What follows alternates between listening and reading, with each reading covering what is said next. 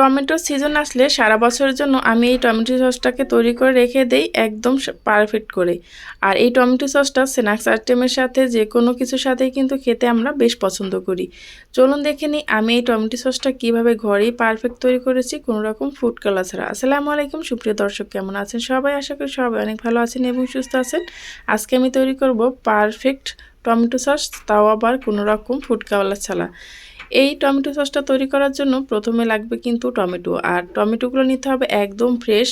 এখন যেহেতু টমেটোর অনেক দাম কম, এই টমেটোর দাম কিন্তু অনেকটাই বেড়ে যাবে অন্য সময়, তাই এই অল্প দামে ঘরেই তৈরি করে নিতে পারেন ভীষণই মজার এই টমেটো সসটা। তার জন্য আমি এখানে 5 কেজি পরিমাণ টমেটো নিয়েছি, আর এই টমেটোগুলোকে ভালোভাবে ধুয়ে পরিষ্কার করে নিয়েছি। আর এখন একটি হাঁড়িতে বসিয়ে দিলাম ছোট ছোট টুকরো করে। এর ভেতরে দিয়ে দিলাম আমি কিছু রসুন এবং আদা।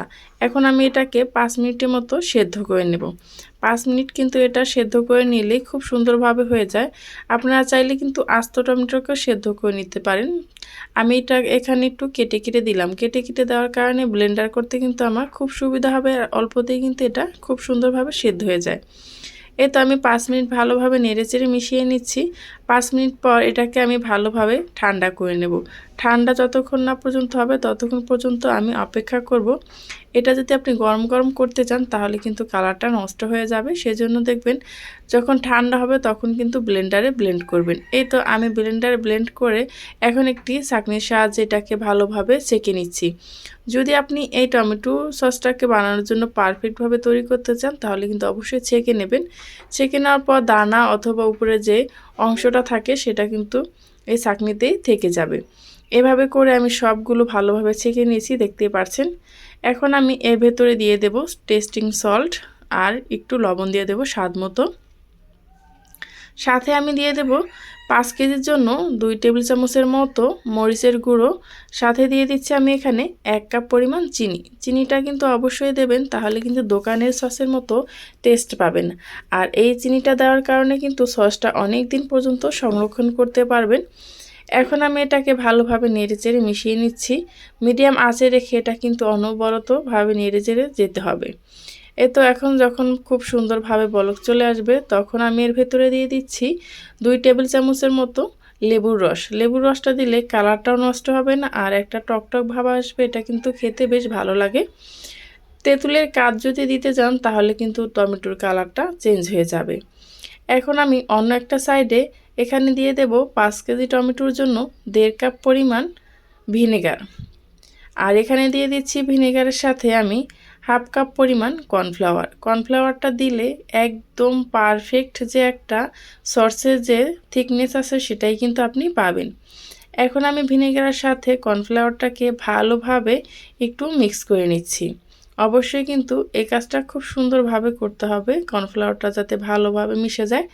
এই তো এভাবে করে আমি মিশিয়ে নিচ্ছি। তারপর আমি যে টমেটো সসটাকে তৈরি করছি তার ভিতরে আমি অল্প অল্প করে দিয়ে দেব। একসাথে কিন্তু দেওয়া যাবে না, তাহলে দেখা যাবে অনেক সময় ঘন হয়ে যেতে পারে, সেজন্য কিন্তু অল্প অল্প করে দিতে হবে। আপনাদের পিউরিটা যদি একদম বেশি ঘন হয়ে যায় তাহলে কিন্তু অল্প পরিমাণেই দিয়ে দেবেন।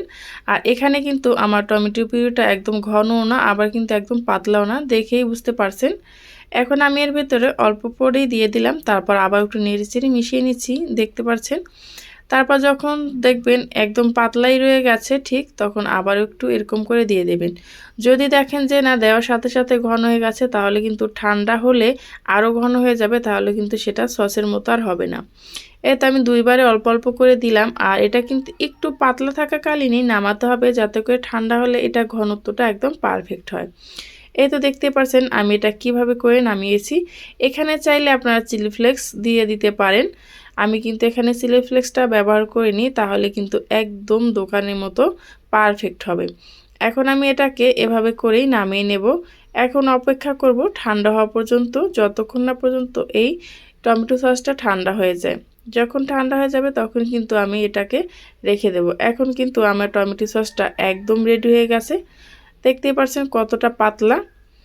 আমার এই টমেটো সসের রেসিপিটা যদি আপনাদের কাছে ভালো লেগে থাকে তাহলে প্লিজ চ্যানেলটি সাবস্ক্রাইব করে পাশে থাকা বেল আইকনটা ক্লিক করে রাখবেন। যারা ফেসবুক পেজ থেকে দেখছেন চাইলে পেজটি ফলো দিয়ে আমার সাথেই থাকতে পারেন। এই তো এখন এটাকে আমি চুলা থেকে নামিয়ে নিচ্ছি।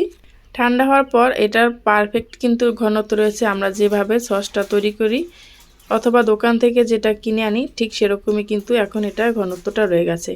এখন আমি এটাকে কাচের জারে ভরে রেখে দেব। আপনার এটা বাইরে রেখে নরমালে খেতে পারবেন 1.5 থেকে 2 মাসের ভিতর, আর আপনারা নরমাল ফ্রিজে রেখে এটা 3 মাসের মতো খেতে পারবেন।